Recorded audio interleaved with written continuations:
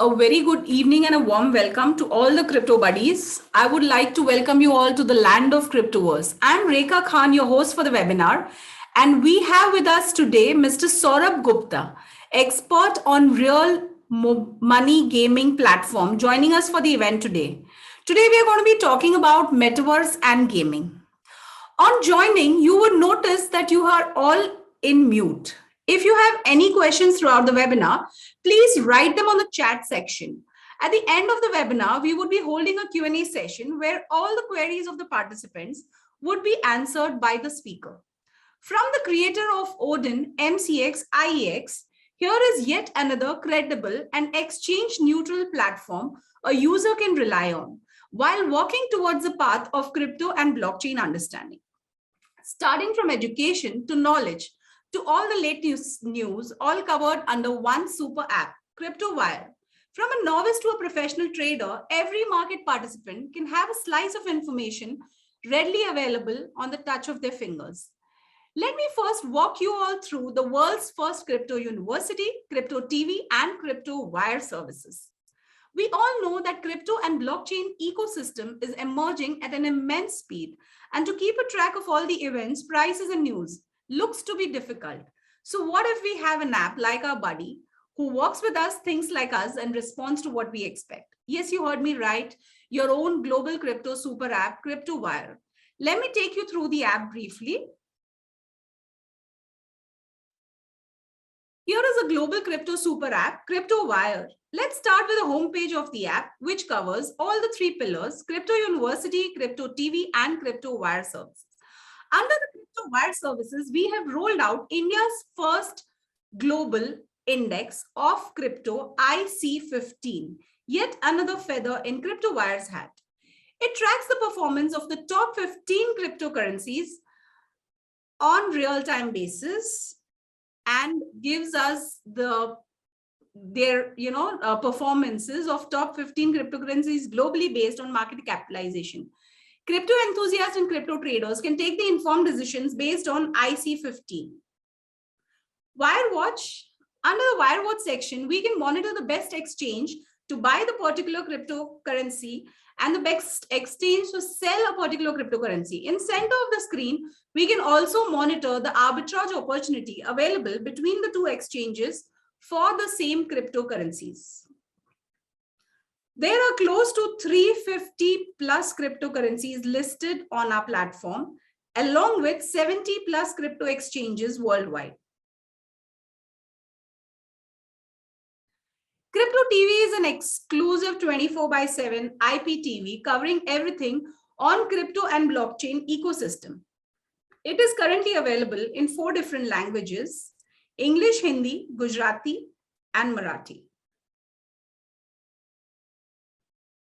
Crypto University, being the world's first digital university to offer courses on crypto and blockchain, you can find the best courses offered by MIT and Harvard on a single click of the app. With this, let me introduce you all to our first speaker of today, Mr. Saurabh Gupta. Saurabh is the co-founder and CEO of Tamasha Live, a creator-led real money gaming platform where micro and nano influencers from tier 2 and tier 3 cities can host real money game in their micro community and instantly monetize their engagement. The startup was launched in July 2020 by Saurabh Gupta and his partner Siddharth, when they realized that there is a huge opportunity in real money gaming platform where people can play in social groups led by influencers. Saurabh is a graduate from IIT Bombay and has worked with companies like Optimistic in 10 Media Group and Predice Film at various roles, including product management, business, and game production. He has worked with some of the top brands and entertainment platforms to develop innovative, interactive, and entertainment solution by applying learning from game-based designs and utilizing the latest technology. Growing at a great rate, Tamasha has crossed 5 lakh plus downloads on global Play Store currently. The platform hosts 5 different games in English language in live audio and video format, and it plans to add 50 plus games this year. Hi, Saurabh. Welcome to our webinar. Hi, Rekha. Thank you for setting this up, and glad to meet a lot of audience who has joined to be a part of crypto revolution. Right, and would love to share my experiences, in this space, and how my thoughts have evolved over the time, right, and specifically in the gaming. How crypto is going to be, or Web3 is going to be so huge. Right? So would love to share my and cover. I would like to cover all of those things, in this call. So excited to chat with the people. Yeah. So yeah, and thanks, Rekha, for the introduction. Would like to add more and to make you guys much more comfortable about my work and about what would be there in the next 30 minutes, right? Um, so firstly, as Rika said, so I run a gaming startup called Tamasha. We have been live more than 1.5 years. We've been backed by some of the top global and Indian VCs and have been growing at a good pace in the last few months. Uh, and Tamasha is a platform where people can basically build their communities and play games together, and as well as monetize, right? Um, Jumping into what we are here, the metaverse, right? And metaverse is a word which was not that popular early last year, but suddenly when Zuckerberg announced that they are renaming their company as Meta, right? And it became the topic of the town, right? And right now a lot of companies are talking about metaverse. There is, so like, it has become a buzzword, right? But this is something which is is not, which started last year. People have been working towards that for the last, like, more than a decade, right? And there is still a decade or more than that to achieve the kind of digital experience or digital reality where we would be living, right?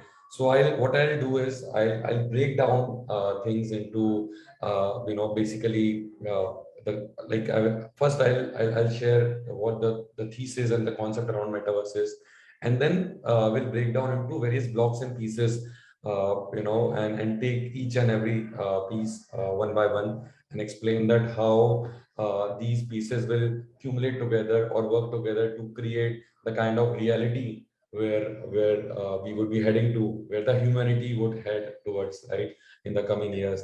And that would be quite exciting, right? Yeah. So firstly, what is metaverse, right? Metaverse is the kind of it's an evolved form of internet, that we would be living in, right? So internet has been evolving over the time, right? When internet came for the first time, we were able to just read information, right, which people used to call Web 1.0, right? And then social network came in, right, where people were not just getting or fetching information, but they were interacting, they were making friends, they were building communities and things like that, right? The new form of world that would evolve would be much more decentralized, democratized, a world where people that would be run by the people, right? So far we are living in a virtual or a digital world where everything, like whatever we have in our digital space is owned by big corporates and companies, right? Like currently Facebook owns most of our data, our activity, whatever we do, right? Google knows everything, each and everything about us, our choices, what we like, what we don't like, right? And that is a too much, that is too much of power, right? That we are giving to one organization, right? And how the future world will evolve is, it would be a world where people will own their everything in the digital space, right? So give you a simple example. When you play a PUBG game, right?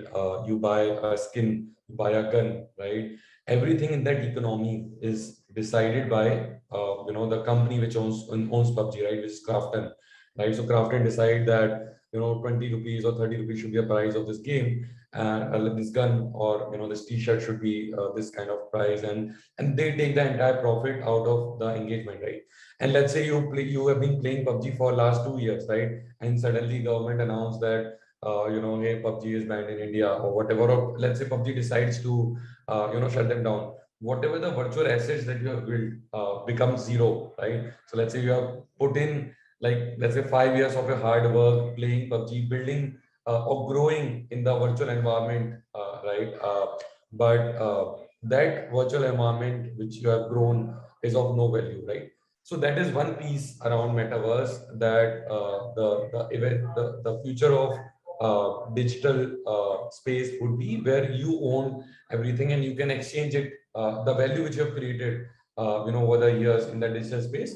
It is tradable in the open world, right? So if you buy a t-shirt, cool t-shirt in a game, you can actually sell it in the open market, and if people value it, they can buy it. And that's what the concept around NFT comes in, right? So I'll cover each of them one by one, right? And then about the metaverse, then the other piece is about the experience, right? The immersivity, right?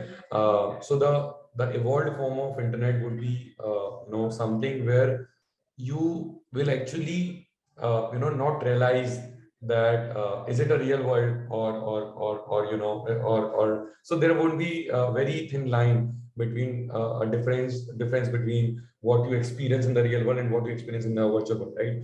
And even Elon Musk says that we are living in a simulation, right? There is a very high chance that even this world where we are living, it can be a virtual reality, right? It can be a simulation by someone, right? Right. So something like this, and we are building such simulations further, right? And that's what I think a lot of people here must have seen a video released by Mark Zuckerberg around Meta and the vision of Meta, which is replicating real life experiences in the virtual world, in the internet, right? So you are not just watching the internet, you are living in the internet, right? And that would be a much more evolved and a true form of the metaverse, right?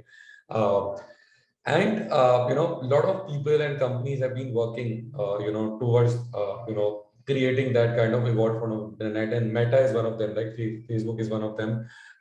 They have, some of the best scientists, working. But there is still a high chance that, the company who will actually lead, or basically would be able to bring a lot of people and community in the metaverse might not be Facebook, right? Because every company which becomes a corporate comes with a lot of baggage, right? So let's say the Facebook, which is already a giant, they have a baggage of, or basically they already have a habit of using your data, right? And keep taking out the power from someone is very difficult, right?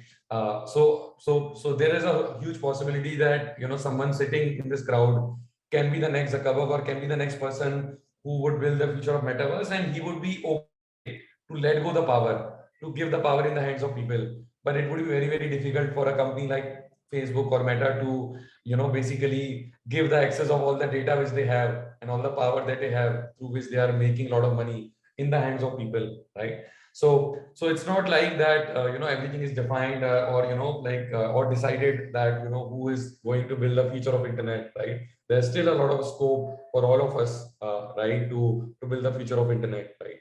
And we'll deep dive into it and understand that how it is going to evolve, and how it is going to pan out, right?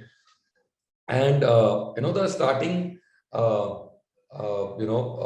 phase, like the core building block, as I explained, around the metaverse is not just the visual experience, but there are multiple things, right? So one is so there are multiple layers to it. One is, let's say, a transaction layer, right? So can we achieve a world, or can we live in a virtual world which is borderless, right? Which is not constrained by countries, right? So if I like a particular game, or if I have a certain thesis about my life, can I be a part of a community from different part of the country, like or maybe a different country, and he can be a part of that kind of a social structure, and and like someone who is like-minded can be a part of a community along with me or not, right? That is one major thing around the metaverse. So there are multiple layers. One is a community layer, one is a visual layer, one is transaction layer, and then there is a platform layer, basically the kind of engagement that people will provide in the metaverse, right? Some people would be providing tools and professional services, right? So like building professional tools, right? So let's say shifting your office space or workspace in the metaverse, right? Some people would be building tools for engagement, right? Which is games, right? In the metaverse, where people can have much more immersive experience, and people, in the gaming space, right? And similarly, for each and every industry, there would be a parallel in the metaverse where, even fashion, right? So recently, I think Adidas or Reebok, purchased, I think Adidas bought a huge company, that is into NFTs, and right now they are building shoes in the for the virtual world, right? So a lot of these traditional companies will see a huge disruption over the time, right? And they will have their parallel in the virtual world, right? And the kind of generation that we are living in, I think I come from a generation where I have seen the digital and non-digital space as well. But if you talk to someone who is, let's say, 10 years younger than you will realize that those are the people who are, digital native. Like these are the people who have, probably not played gully cricket, but they have played PUBG when, they are 9 years or 8 years of age, right? And they are the people who will, be the first one to value, this metaverse or the virtual space where they would be living in, right? So, currently, if you see a lot of youngsters, they uh, they have their virtual identity and they value it a lot, right? So, let's say people who use Snapchat, they are very serious about it, right? About the daily streaks and things like that. People who use Instagram, they value it sometimes more than what they do in the physical world, right? So, you go to a restaurant, the first thing which a lot of people do is take a picture of it and put it on the Instagram, right? That is basically a strong connection which people have already made in the digital world. That is the strong connection which people already have with this virtual identity that they have, right?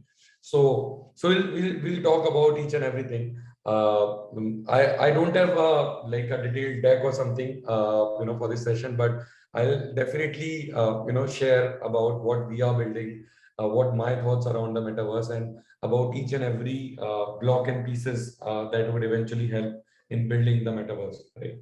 So just give me a second. Let me share my deck. So firstly, so this is basically a new logo of Tamasha, and it's still not out. So tomorrow we are doing a press release, and would be putting this out. And why we changed the logo is is also around our strong thesis or strong inclination towards building that free virtual world, or a virtual world where people can engage through games, right? And that a new logo defines that. Here you can see an infinity, right? This infinity defines the metaverse, right? And you can see there is a T, there is a Hindi ta, which defines our Indian origin, right? So this is our new logo. I'll quickly talk about each and every building blocks of the metaverse. So the first layer around the metaverse is the the visual layer, right? What would take this experiential digital world to mainstream would be possibly a device that will be a gateway to this metaverse, or this virtual world, right? And currently we call it a VR headset, right? And it is a very early version of that, right? So let's say when computer were new, like and when you see a computer in 90s or 80s, right? They were huge machines, right? Of a size of a room, and they were processing data in KBs, right? They were not that powerful. Right now we have the same power in a mobile phone, right? That we in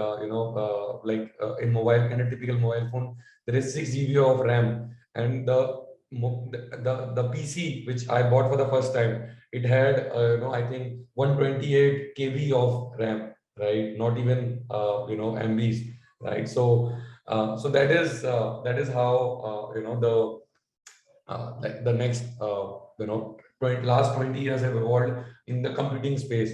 And similar kind of disruption we will see in the virtual reality space as well. And that is one of the core building block of achieving that kind of experience, where you don't realize that you are in a virtual world and you get a similar real life experience, right? So this visual layer is something a lot of companies are working out. In the visual layer also, there would be two kind of experiences. One would be virtual reality and one would be augmented reality, right? Virtual reality is something where you totally immerse in the virtual world, right? Where you disconnect with the real world and you are totally in a different world. And HTC Vive and this Oculus are some of the products that are working in this space, and they're trying to bring that reality as like that experience as close as to reality as possible, right? Currently, the sizes of these devices are huge. As over the time in the next 10 years they become as small as the goggles that I'm wearing, right? Then they will probably reach to a mass adoption as the pricing of these products reach out to a price of a smartphone, right? Then this kind of experience will reach out to mass adoption, right? And then there is augmented reality, basically, which is bringing virtual products in the real world, right? So you are wearing a glasses and you can see a virtual character sitting along with you, right? You are living far away with your like from a family, but you can have a virtual avatar of your mom probably talking to you, right? So rather than doing a WhatsApp call, probably you would be interacting or going out with your family people, and having their augmented version along with you, right? So that is augmented reality. And both will have their existence. For augmented reality, there are companies like Magic Leap, which is working and trying to create that kind of a reality, right? I'm not sure how many of you guys know about Magic Leap. What I'll do is, so I think this piece, the visual piece which is there, is something we all have been seeing, and we must have seen the videos by Zuckerberg or companies like that, and would surely share the video link later on after this call. But the more critical layers that are there. So basically, this visual layer, these big companies are working because it requires a lot of investment in building that kind of hardware. Even Apple is working to build aspects, right? And in the coming years, your mobile phone would be useless, your television would be useless, right? Let's say, look, to be very optimistic, I think 5 years down the line, we won't be having televisions in our houses, right? We won't be having phones in our hands. Everything can be controlled by a simple device which you can wear in your eyes and get the access to this metaverse, right? The other important layer, which is a very critical layer, and who actually achieves this or basically is able to crack this, is going to be a very big player in the metaverse space, right? Which is a community layer, right? So who owns the community is actually owns the game, right? So let's say right now, why Facebook is putting a lot of money in metaverse projects and all, right? Because they own the communities, right? All the people have their profiles on Instagram, on Facebook, all their communities, friends, WhatsApp groups. So all the tools which we use to socialize are some way or the other related to Meta or Facebook, right? Either WhatsApp or Instagram or Facebook, right? We like most of the social activity that we do is on these social platforms, right? So community is something which is a very critical piece to own, right? To actually bring people to the metaverse, right? In India, there are platforms like ShareChat, right? Which typically which have access to a lot of tier 2, tier 3 down people, right? And that's what even we are doing, right? So at Tamasha is basically it's a community gaming platform, right?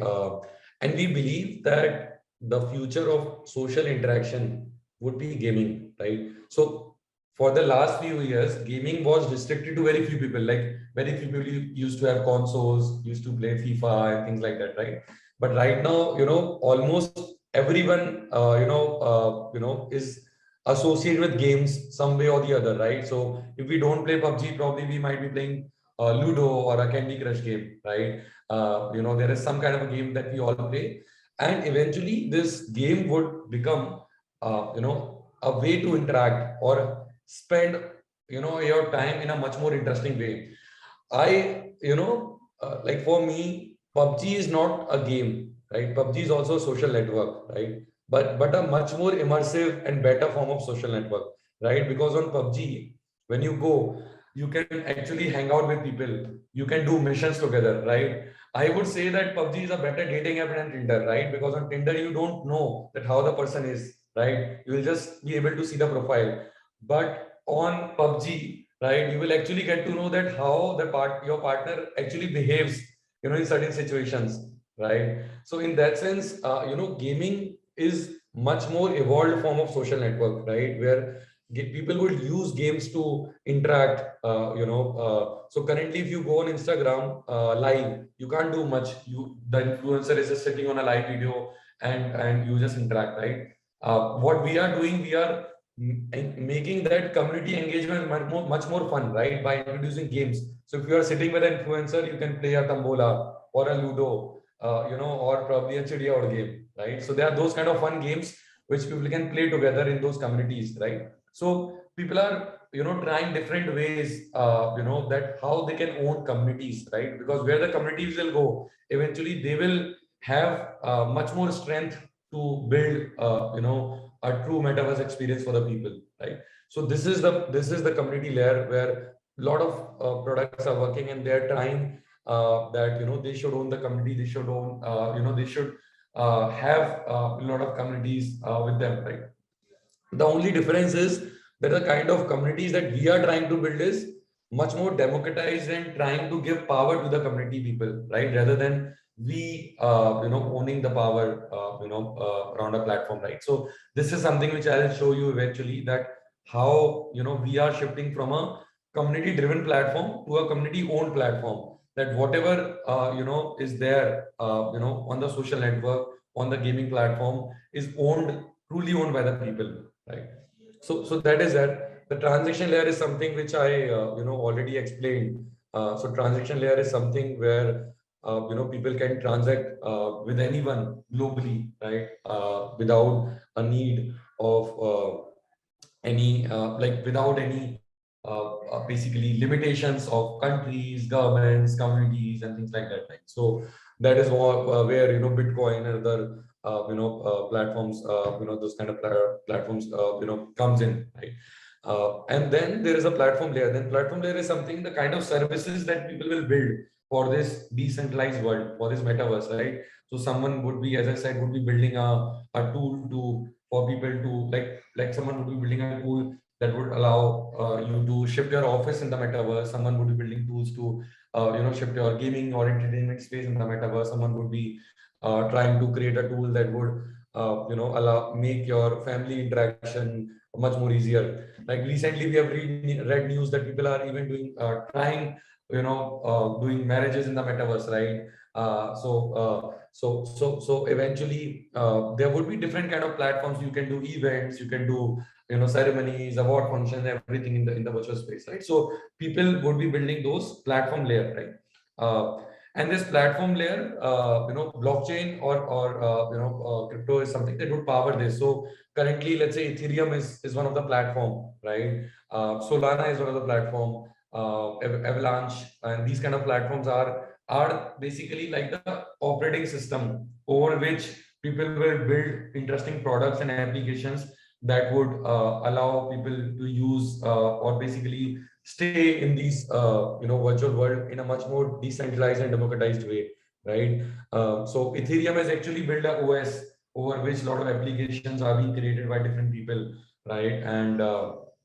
And they're utilizing these people are becoming a part of these products or utilizing these products that would eventually be the future of different basically organizations that are there, or tools or products that we use, right? So let's say if you've heard of DeFi, right? DeFi is the future form of the financial ecosystem which is there.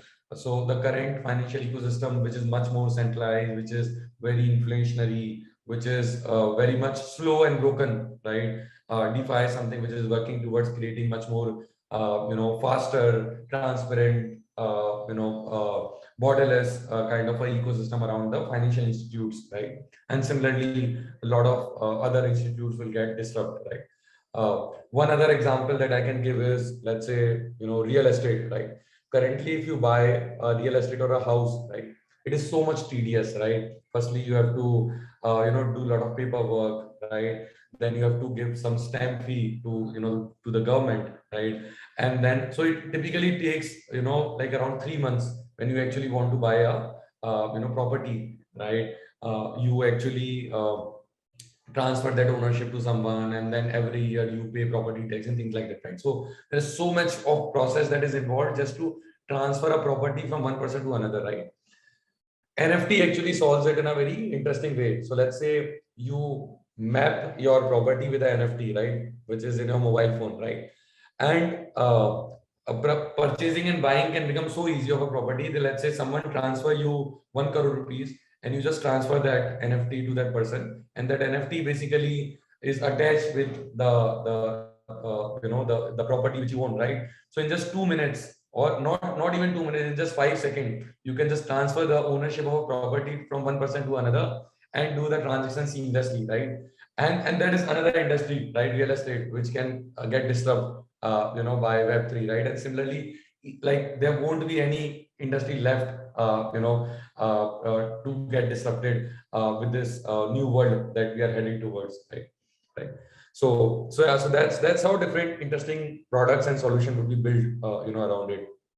I will share with you one more video about our product, like how Tamasha looks like, and how it is going to create a community platform where people can have much more meaningful and interesting social interactions, on.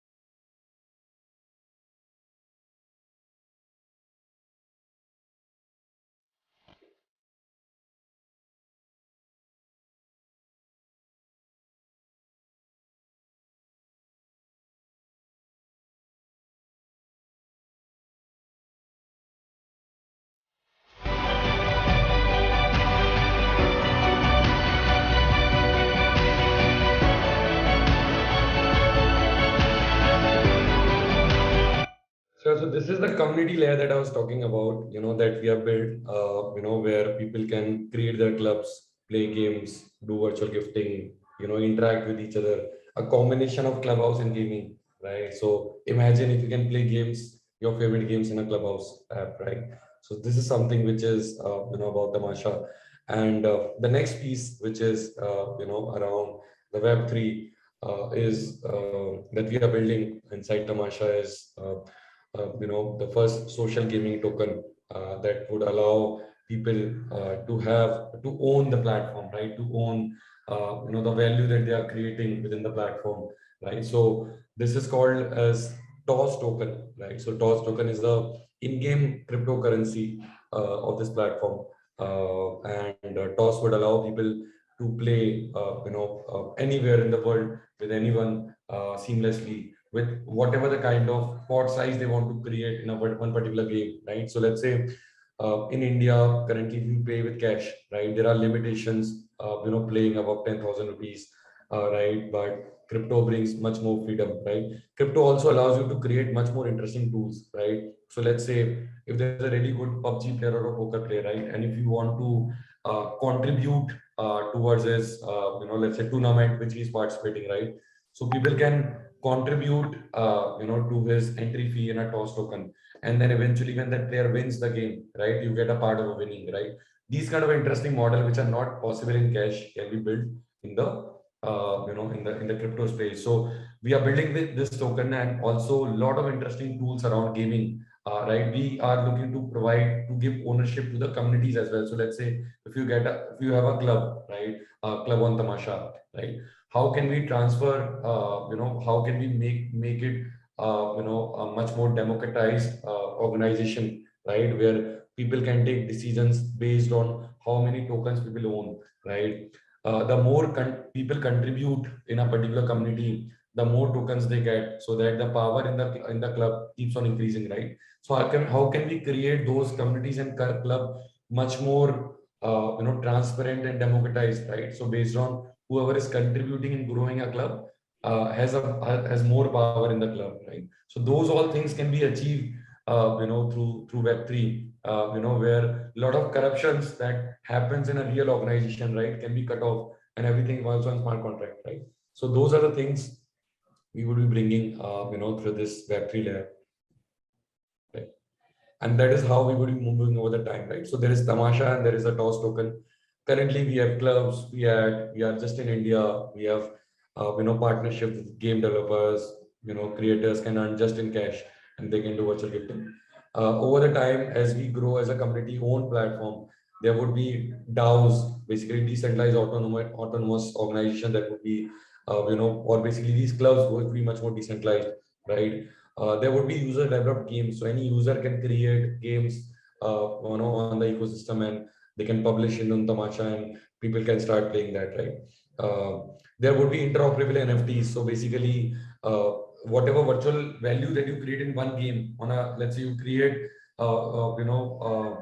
you buy a avatar in a one particular game. How can you use that avatar in other game as well, right? So interoperability is a very critical piece in building a metaverse, right? So that is something which we would be bringing on, right, through this. So that's typically, a short summary around the metaverse and what we are doing. It would take me days and weeks, and I can keep on talking.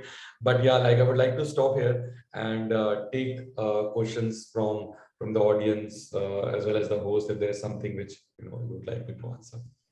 Sure. Thank you so much. Thank you, Saurabh, for taking out the time and and giving us a lot of interesting information on this subject.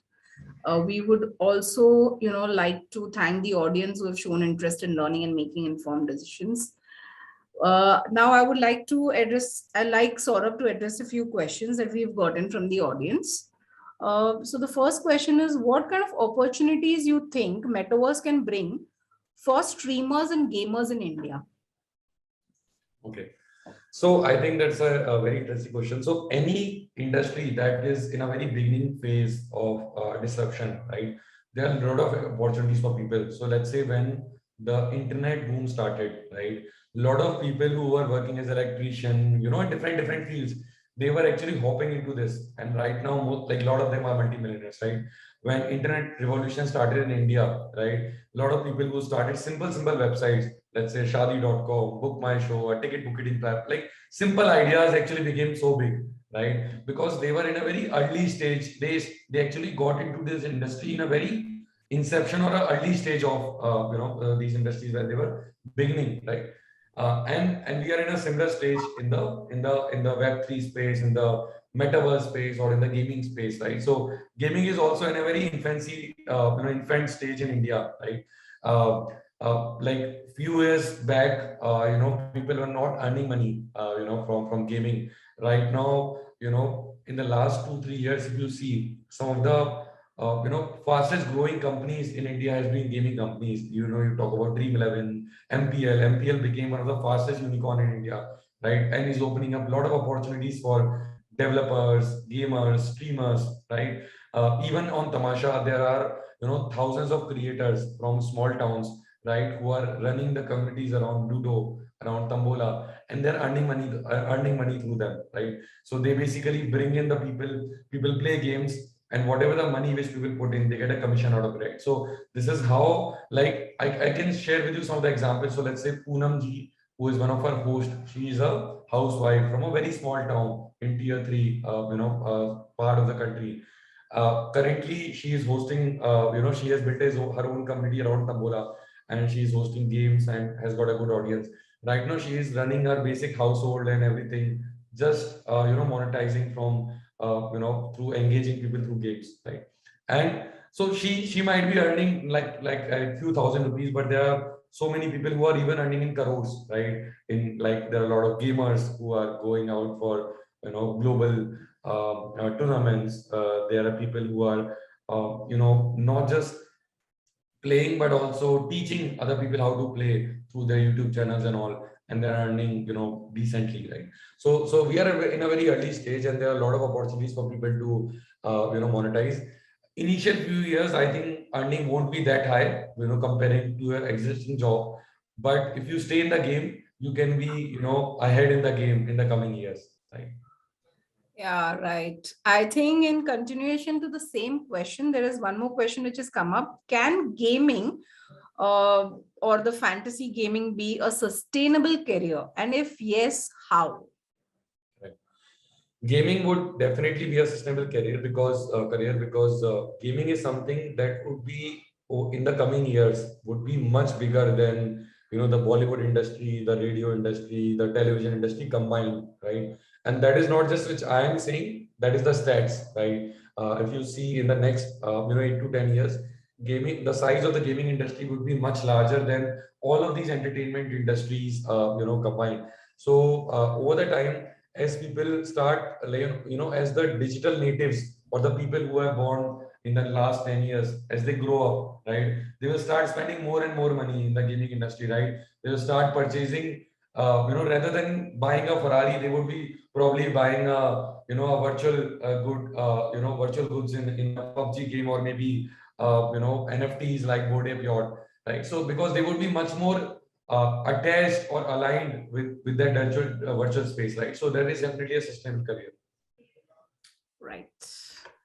After hearing this, I think I should be allowing my son to be playing more of Fortnite. Sure, He's a for sure. diehard fan of that, and I always keep telling him you should study more and play less. Okay, the third question is, do users or gamers need prior knowledge about cryptocurrency and NFTs before they start playing these metaverse based games? Right. So, for playing these games, you don't need to understand how the mechanics behind this works. So, let's say when you use a smartphone, you don't know that how the chip inside it works, right? You don't know from where the battery was, created. You don't know how the entire, piece is assembled, right? You just play, right? So, if you Right. just want to be a gamer or you want to be a crypto gamer, right, you just have to understand that how the game is played, the mechanics is same, right? But if you are actually interested to create, Web3 based games, then you would have to, understand that how the technology functions, right? So if you want to be just a player, then you don't need it. But if you want to be a developer, a game developer, then you would definitely need to, learn that how the technology behind it works. Got it. Thank you. Next up is, what is the risk involved, if any, in the metaverse gaming? So for every technology, that comes up, there is definitely a risk that the initial products that are being built, they might not be successful, right? So let's say Facebook was not the first social network, right? There were 10 social networks before that that got failed. And based on their learning and based on what worked and what does not work, the eventually the future products have a higher chance of success, right? So the risk attached to getting on early is that for the first few years you might like the products that you're building might fail, right? Because these are early prototypes, these are early products, they might not be sustainable, but you stay in the game and for the longer period, you will definitely succeed, right? So when Alibaba founder started, Alibaba, for the first 5 years, there were no transactions happening. The company was in huge losses and eventually became the richest person in Asia, right? So you have to have patience, you have to keep on building, and you have to be in the game, right, to be successful. Right. Thanks, Saurabh. We're taking in the last question. It's an interesting question. How do Metaverse games make money? So the interesting part of the metaverse is that the currency which runs in the metaverse has its value in the virtual world only, right? So let's say if you are in a metaverse, uh, the value which you create, you will eventually utilize that value, mostly in the virtual world only, right? So you should not be too much inclined towards creating, turning that value into a real world value, right? Then the true value around the metaverse loses out. So let's say it should not be like, so currently it's happening like that only, where you are creating some value in the metaverse, you are building some NFT in the metaverse, but you are eventually looking to convert that into real money, right? But how the future is, right, where people will find value in the virtual world only, right? So you won't like it won't be like that you would be comparing that how much this particular virtual t-shirt that I have bought should be valued in the real world. You will actually start valuing that thing in the virtual world only, right? So that's how the economy of the future, like in the metaverse would work, where you will work hard in the metaverse to earn something, and you will start spending that money which you have earned in the virtual world only, right? You will buy virtual t-shirts and virtual jeans or virtual shoes and things like that, right? But currently it's like that, where you are putting your effort in the virtual world, but you are trying to extract the value in the real world around it, right? So that's the present and the future around how the economics around which it will work. Yeah, thank you so much. That was a very interesting session, Saurabh. I must say, I really enjoyed the session. I welcome all the crypto buddies to download the CryptoWire app today and be a part of the global learning. We also appreciate your valuable feedback on the session. Thank you, Saurabh. It was good knowing you and understanding your field well. And a lot of Yeah. apprehensions we had in this.